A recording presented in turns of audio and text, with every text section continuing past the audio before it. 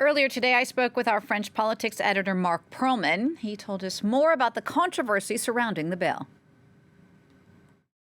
When Emmanuel Macron delivered a speech a few weeks ago, he said it was a law against separatism. And he said that this was specifically against radical Islamism. He named names. However, there's been criticism that this was seen as an anti-Muslim bill. So it's now being named as a bill to reinforce Republican values or Republican principles. First of all, because if the law is too specific, it won't pass muster with the Constitutional Council. They say you can't discriminate between religions, between ethnicity, and so on in France. And there's a willingness by the president, by the government, to appear balanced, that this is, yes, to be tougher on religious organizations, especially on Muslim organizations, imams, and so on, make sure their financing is clean, make sure what they say in mosques is acceptable.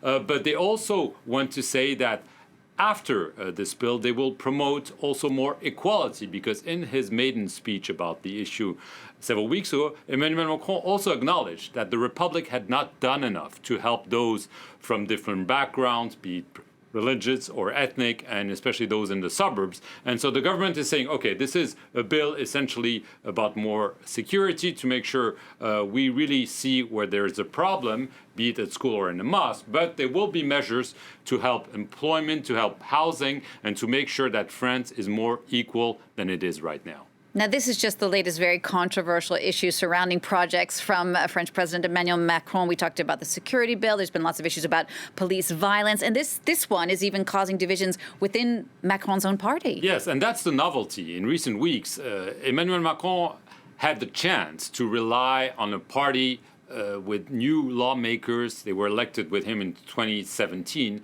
and they owed everything to Emmanuel Macron. So basically everything he said became law because of the majority and because they really rallied around the flag. This is changing now. There are divisions within the party, and why? Because many saw Macron as a promise of someone who would be above, beyond politics, someone who would really be a centrist, and they see him veer towards the conservative camp, the right, on economic issues, but also on issues like crime, like police brutality, and also the fight against terrorism. Emmanuel Macron probably knows this, and he probably does this because he knows where the votes are. Internal polls are showing him that if he wants to be elected in 2022, the votes are probably on his right or on his far right. So that's just probably why he does it. But clearly, this is creating tensions with some in his own camp are saying, well, this is not the Emmanuel Macron we supported, and this is not the president we elected, essentially, or we helped elect. And so this is creating tensions. We'll see them